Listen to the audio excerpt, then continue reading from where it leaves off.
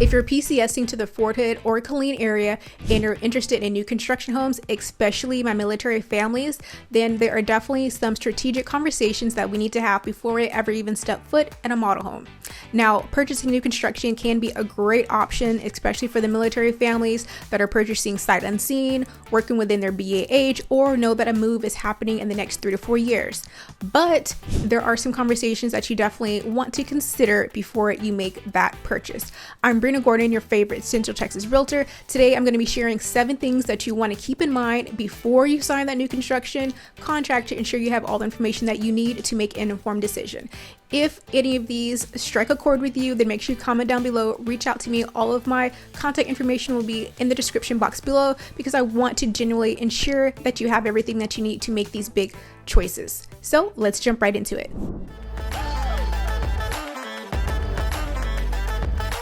So starting with number 1, the starting price is not always the final price. And this is going to be number 1 out of the 7 things that you need to know before you sign that builder's contract. And you may be asking, Brina, what do you mean? Now, every builder works a little bit differently. So some of this information will definitely vary. And when I'm talking to my clients, we break that down. We compare different builders, what they offer and all those sort of things. But for number 1, the starting price is not always the final price. And I say this specifically because sometimes clients will send me links of homes that they may be interested in, but there is a start price on there, and sometimes people kind of get attached to that price. The start process or the start price may not necessarily include any lot premiums, if there's certain upgrades made, certain packages, so that price can definitely vary. Some builders will already have spec homes of that particular floor plan built that may have a different price, and some of them are going to be to be built, and we'll kind of break that down a little bit too, because that can also vary quite a bit on the price. So when you're looking at a link that says, hey, this home starts at $300, but then the ones that are actually built are $350,000, that can be a little bit of a shock for people because it's like, well, what happened to this price? Well, that price may be without any sort of lot premium, without certain upgrades, and that can determine if you actually are interested in that home or not, especially when we go look at model homes and the model homes have all of the bells and whistles and that's what you want, but without knowing that that's a $70,000 upgrade, that can kind of change your mind on what you may be looking for or what you may be comfortable investing into the home once you go ahead and purchase it. So the starting price is not always the final price because, like I said, there can be lot premiums, structural upgrades, package upgrades, design upgrades, and it's important to note that some builders don't have all-inclusive packages as far as appliances. Majority of homes will come with the standard kitchen appliance package, which will include usually a built-in range. Now, again, each builder can operate a little bit differently, but a built-in range, built-in microwave, dishwasher, but it does not mean it always comes with a refrigerator or a washer and dryer. Even some don't come with garage door openers. And when you have an agent, I can definitely be giving you the lay of the land because I'm very honest with my clients with, hey, this builder will usually offer this builder will usually offer this one we're definitely able to ask for it, and sometimes it just depends where it's at in the market, how many homes they're selling in regards to their flexibility of things that they will include in it. So there's a large variance in this, but it's important to know what's not included and what is included so you can have that information, because you may need to set aside additional money to get things done, add blinds are very expensive. So there's a lot of little nuances that people don't always consider because, again, we walk into the model home, it has everything in there and we think that the home comes like that, but that's definitely not the case. So you need to have something set aside just in case. And for my veteran clients working within BAH, that's something that's very important too, because typically we're looking at that high price point, but we also want to know, hey, what does this monthly payment look like? Because that's what we're allocating towards BAH. So having all of these conversations up front will help save a lot of time, energy, and sometimes frustration, because again, we'll walk into the model home thinking one thing and it may or may not fit what we're truthfully looking for. So the more we're able to prepare ahead of time, typically the smoother process that you're able to have. And with that, we're going to jump right into number 2. And this is something that really catches my clients by surprise, sometimes in a good way. Sometimes it just means we have to be a little bit more strategic in our planning process. But again, that's why we have these conversations up front. To be built homes versus spec homes that are already completed. Now, Brina, what's the difference between that? A to-be built home is a home that typically, just like it says, has not been built yet. So you may be selecting your lot, which could have a lot premium on there. You are then selecting the floor plan that can fit on that lot, and then you may be going through the full design process. And that's great. It fits some people's lifestyle, it fits some people's budget, but it may not fit everyone's. Now, the biggest difference with that, with purchasing new construction, especially for the entry-level homes or the larger builders, when you're on the custom side, it does operate a little bit differently because most of the time we are, going through that full design process. But for, our standard nationwide builder, they may have a lot that can be built on, but it may not come up with all the incentives that are marketed. And that's usually what brings people in, is they may see some advertisement, or we're discussing different promotions that has been shared with me, whether it's interest rate buy downs or closing cost incentives or appliance packages. There's so many different things that can be utilized in their marketing to draw people in, but a lot of times it is attached to those inventory homes that are already completed or almost completed.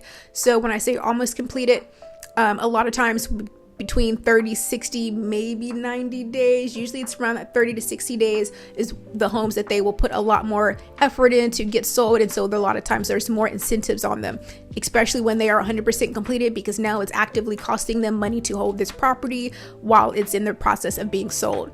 And so the to-be-built homes, there's not that same level of aggression as far as the incentives, and as far as like rate buy downs. Most of the time the builders won't offer that because they don't actually know how much it's going to cost to buy that rate down by the time that home is completed.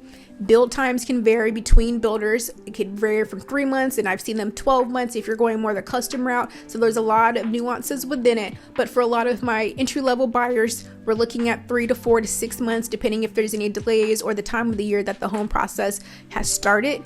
But it's important to know that those incentives can vary quite a bit between the to-be-built homes and the inventory spec homes that are already on the ground and close to completion. And that right there alone can make a huge difference back to that first one of your total sales price and that monthly payment, especially when we're staying close to that BAH. Hey, if you're thinking of relocating to the Fort Cavazos area, I have just the thing for you. My team and I have actually taken the time to create the ultimate relocation guide, which is meant to save you hours of research. And I have it linked right down below. The best part is there's no obligation to this, and it's going to come with everything from the top employers to the best schools and a boatload of other information. Everything that you need to make the best decision. Again, no obligation. So make sure you click the link below. It also will be pinned, and I hope that it helps. And that's going to lead us into number 3, builder incentives and purchase agreement strategies. Now, each builder may have their own particular contract or purchase agreement, and then sometimes if they're smaller builders, we may be allowed to use a new construction purchase agreement. So that does vary quite a bit depending on the size of the builder, honestly. But with that, I kind of touched on it on number 2, but it's important to note that most of the time, especially when they're larger builders, they already have their own partner lender and partner title company. Now, what's that mean for you as the buyer? That means if you are already pre-approved with maybe a local lender or someone else that you have already selected, that can mean that you have to switch over to their preferred lender if that's the way that you're going to be able to get the most incentives, which for most people, that's usually the attraction for the new construction homes. Now, some builders will allow some negotiations. Some of them will allow you to use your lender if you're not able to get qualified with their partner lender. So there can be some variance in it, but for the really big ones, and if you know what I'm talking about, you know what I'm talking about, but for the big boys, most of the time they do want you to utilize their in-house lender.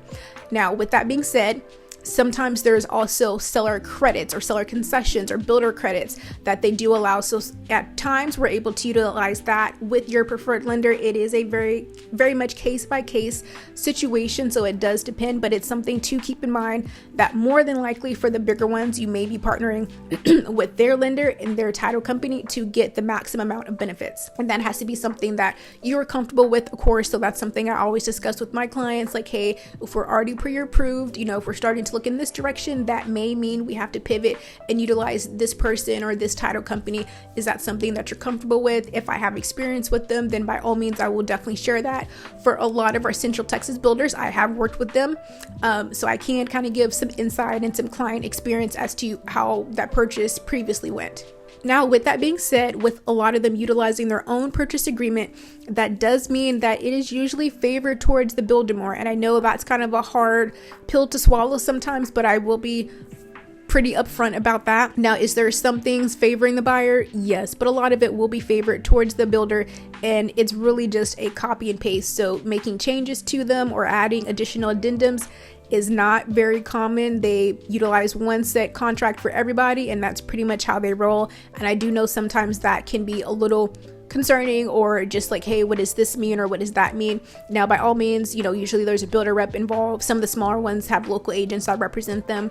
But either way, we can always ask questions, clarify things, because at the end of the day, it is still your best interest to ensure that you're comfortable with it before you decide to move forward.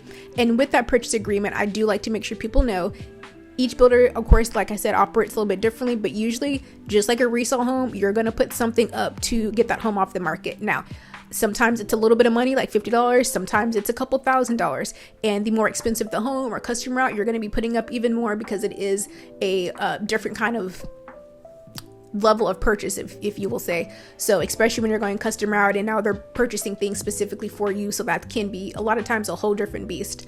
But for the first time home buyers, a lot of times, we're looking at $50, $500 or $1,000. It does depend on the builder. Sometimes there's some flexibility in it because of course they do want to sell the home, so I have had them be more flexible with me in certain situations. But do know that even though you're utilizing your VA loan, which means you do not have a down payment, you still do have some expenses that may come up. One being just putting up your earnest or deposit money to take that home off the market, because it does show that you are ready to do this, and it puts a little bit of skin in the game for you as well, versus the builder just taking off the market and losing days on market. So there is a little bit for both parties is in regards to risk and reward. So I do like to be transparent about that too.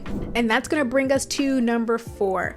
And I say this with all the love in my heart because I have worked with some fantastic builder reps. I've worked with a few that not as great, but I've worked with some really good builder reps. And I have to just make sure people do always remember the builder rep works for the builder. So it is going to be their job to sell you their but their product. And that's what they're good at. That's what they've been instructed and trained to do. So that's completely understandable because that's quite literally their job. But it's important for clients to remember that there are always more options out there. So that builder rep is going to tell you about their incentives, their floor plans, why it would fit your needs. I'm going to tell you why, hey, there's 2 other communities we can check out. Here's side-by-side comparison of incentives. I have created Excel sheets so people can make sure that they are tracking everything because it can get a little overwhelming. So it is my job to ensure that you have all the options presented to you. And I love doing that in regards to showcasing different opportunities, and whatever you decide to go with is at the end of the day your decision and what fits your lifestyle, your needs most. So we look at multiple different options. We tour multiple different communities. I'm out FaceTiming, sending videos, ensuring that you are able to look at all options before you sign that contract, because that's my duty to you as my client. So I do like to make sure people do kind of keep those into consideration, because sometimes we look at one community, it's like, oh, this is great, but you don't know that there's 4 other ones that may fit, may not fit, but at least you have reviewed everything before you make that final decision. So that is number 4. And again, I've worked with some great reps, so this is by no means anything negative towards working with the builder's rep. But again, we do have to always remember that that builder's rep works for the builder. I, as a realtor, work for my clients. And also, if you're following me on social media, a lot of times you're looking at the different communities that I'm showcasing. So I do love to stay up to date. I love to know what's coming to the area, what's growing, why is it growing? Are there whispers of something that's developing? I actually had someone that was interested in our property, not new construction, but was interested in our property.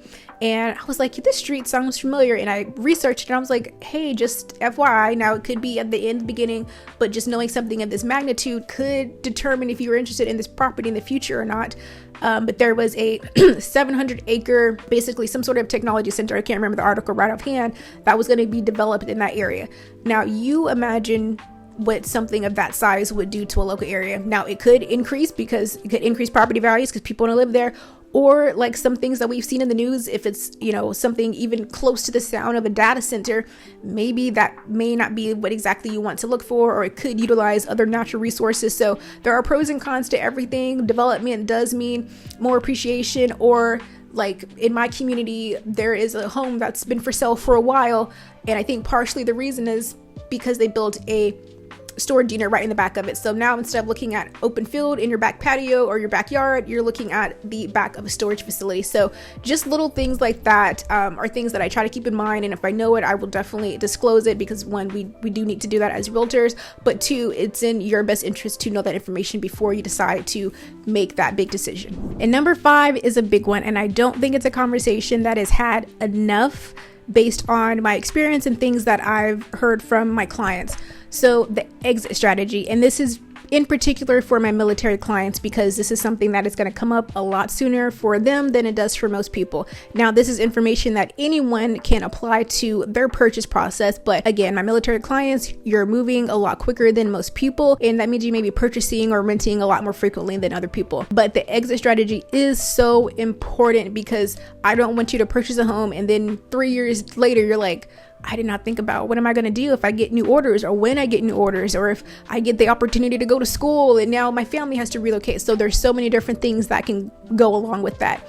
Now, this doesn't mean we're able to, 100% cover everything, but at least we have that conversation. So the clients, the buyers are able to start thinking about that and planning for that. Now, for some, they know, hey, I'm actually going to be stationed here for a good while, so it's not really something I'm overly concerned with. We'll probably purchase one more final home.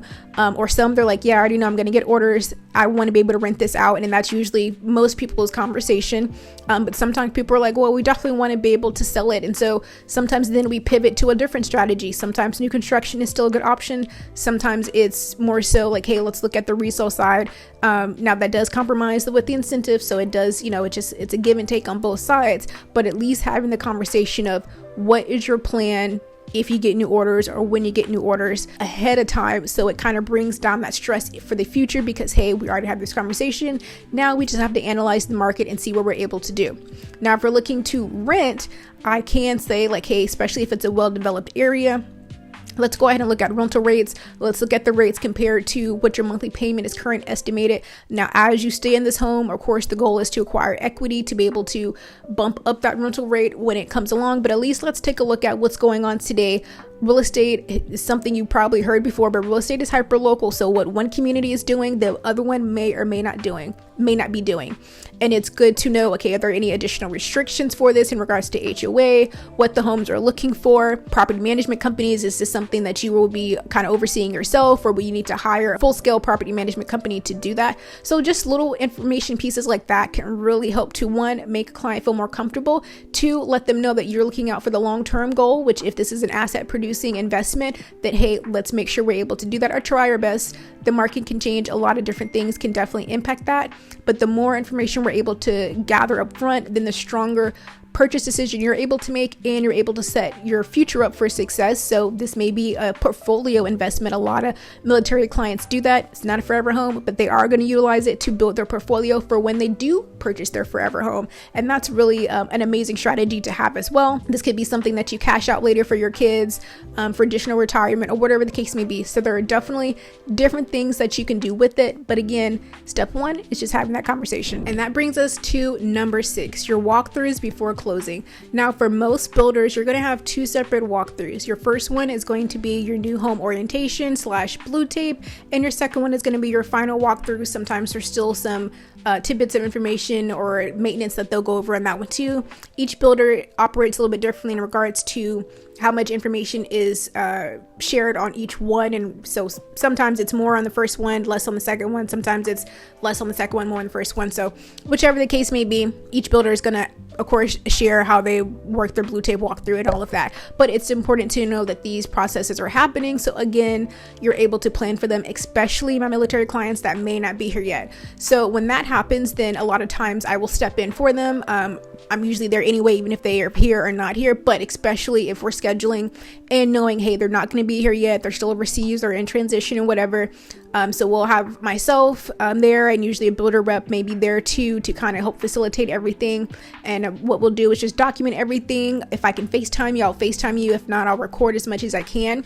And sometimes in scenarios like that, if we're able to reschedule the home orientation part, because that's information that typically the buyer really needs to know, and it can be a lot to record, then we'll kind of reshift some things. So I may strictly be doing the blue tape, and then when you actually arrive right before closing, then we will do the new home orientation. Now, if everything is done before you close, then that's when we kind of go back to, hey, let's FaceTime as much as we can. Some builders are really workable in that regard, and they may come back out once you actually get here just to make sure all the information processed and touch up on anything that may need a little bit of additional clarity. Let's break down the blue tape, because that's usually the one that gets the most questions. So when we're preparing for your blue tape walkthrough, whether you're here or not, I still send out the same information. So when you're working with me, I do have an active portal that allows you to keep track of everything, and so we try our best to update everything accordingly. And also, some of them are attached to videos, so you know, okay, like this is what's coming up next, inspection time, appraisal time, survey time, all those sort of things, so you know what's happening. But when we're going through the blue tape walkthrough, what we're actually quite literally doing is taking blue tape and marking deficiencies in the home. Now, some builders will have different colored tapes based on the deficiency, but regardless, we're marking up things that need to get repaired, whether it's big or little, and usually we're finishing out with a punch list. So if there's bigger things like, hey, we actually need this replaced, repaired, it's not just a paint or cosmetic touch up, then we're putting that on the punch list so everyone can sign off on it to ensure it gets well documented. And that final walkthrough is when we're going to review everything, take a final look at everything to make sure what was supposed to be addressed is addressed, and doing usually a final walkthrough. Sometimes they'll have a painter with you, because even though we marked paint in the first time, there'll still be some additional marks that second time too, where people have been in and out the home, or just things that weren't seen. And so it's important to know the difference between the two, and just know what to expect between the two. And I always like to make sure people know, if you're here for that first one, please schedule some extra time. Don't feel rushed. Make sure that you have ample time to review that home so you feel comfortable with everything, and we're able to make sure you're comfortable with moving forward, of course, before that final walkthrough, because that final walkthrough is typically done maybe the same day or day before closing. So we want everything really kind of documented in that first one, which is typically a week to week and a half, depending on the builder and the timeline before closing. That's also usually around the time we're going to get a home inspection, if you choose to do so. They like to kind of work on one giant list, so they're able to knock everything out together, whether that's scheduling vendors or going out and sending contractors out, or whatever the case may be. So there are 2 separate times that you will also visit that home to make sure everything is according to it should be before you actually sign off and get your keys. And that brings us to number 7. So this actually flows from number 6. I just didn't dive into it too much, but inspections still matter. Even if you're buying a new construction home, they are built by people. They are often in the process of building multiple other homes. So I like to still encourage my clients to get an inspection. Now, this is an optional thing. You don't have to. If you don't, or even if you do, I also encourage you to get a 12-month inspection as well, or a little bit before 12 months. Before that, most builders will have kind of a 1-year pretty comprehensive builder warranty package, which could be a whole different part of another video.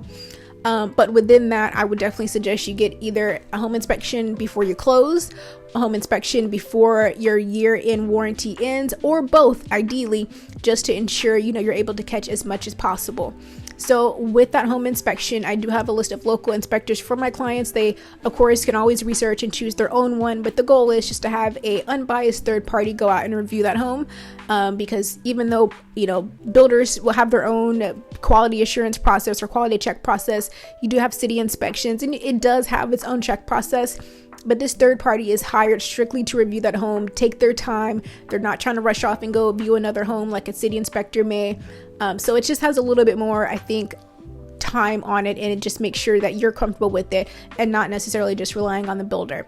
So like I said, I still do encourage you to get a third-party inspection. Now, one thing to note, depending on your build process, a lot of times, we are catching the homes once it's already close to completion or something like that, or it's already been through framing and everything else. So it can change a little bit, but there are options to get multiple phase inspection. So you can get one when the concrete and everything has just been poured, you can get one a pre-wall, and then you can get a final one. So it just depends on what you're comfortable with. They each have their own price tag, so sometimes that does need to be taken in consideration, but a lot of times my clients will at least get that final one to ensure we're able to review as much as possible. We turn the report into the builder. We allow them to address everything. If they don't address everything, then we usually they will come back with a reason as to why. There can be moments where the builder and the inspector do have a little bit of difference or opinion, or like here, the kitchen island is not supposed to be installed anymore, but it's a code thing, but it's depending on when things were already started, so there can be some differences and things like that. It's not necessarily going to change the safety of the home, but it can be different than what the code currently says. So there can be some differences in things like that. So we always refer back to the inspector. We always refer back to the superintendent or the construction manager over that community to get their official professional input. So at the end of the day, it's just ensuring that this investment that you're about to take is sound and that you're comfortable with it. So when you move in, that's the last thing that you're worried about, like, oh, we didn't check this or we didn't check that, or what's that sound.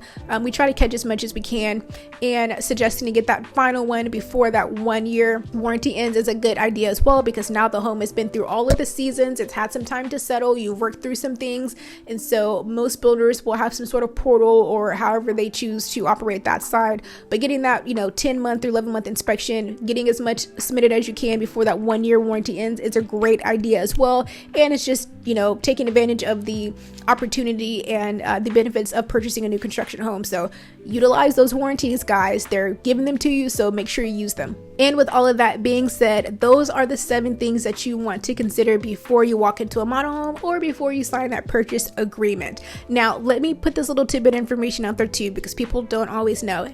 If you're looking or interested in a new construction home and you're either working with a realtor, if you're in the Central Texas area, hopefully it's me, or if you're like, hey, I do want to work with one, I'm just going to go stop by this model home. It is important to know that most builders do have a stipulation that unless that realtor or agent is there present for that first meeting, if they didn't initiate it or sign you up as their client, sometimes that can affect representation. And a lot of times people don't know that because it's so hard to resist. It's Sunday evening, you just got out of church or you just went to lunch. Hey, let's go stop by that new model home. Now, each one, like I said, does operate differently, but it's important to know that sometimes there are some stipulations to working with realtors and for the builder allowing you to work with them in regards to the builder actually covering their compensation. So it's just information. The more you know, the better decisions that you're able to make and the more comfortable you're able to make these decisions. So for my clients, if they're interested, we start with that comparison. We have the conversations that I'm sharing now. And if they're able to come out here, then I start scheduling the communities that we're going to hit. I reach out to those representatives to let them know we're on our way or the day that we are coming, just so everything is smooth for everyone, because we don't want to get there and they're closed, because that happens. Builders rep have to take time off too, so they have days that they're off, or maybe it's their partner there or something like that. But I hope this video was very helpful for you and just gave you some things to consider. Now, as my little closing gift to you, of course, I have my relocation guide, but I also have a new construction guide that breaks some of this down. It goes into some other details because there's so much that you can consider, and I don't want it to be overwhelming for you. I want you to feel informed, but not like, oh my God, I don't know what I want to do, because sometimes then we don't do anything. But it covers the full build process and some additional information. You can also follow me on my other platforms, because there I am giving additional tools and information and community highlights too. So there's a lot of areas here that people don't know are currently being built up, and I'm always staying current on that, because if you miss a spot here, when I tell you, when you go back, something has started, I guarantee it, whether it's an apartment building, new construction, a coffee shop. So much is happening so quickly here, and it's so important to stay up to date on it. Or when people are like, hey, I really like this home, this is the home that I want to get, but if you're not looking to relocate or to get that process started for 6 months, that home may not be there. It may be in another neighborhood. So working with somebody that is local, that knows the ins and outs, is always going to be in your best interest. And I hope this video was extremely helpful for you. Make sure you comment down below some additional questions or insight of your own if you've already been through this process, and I'll see you guys on my next video.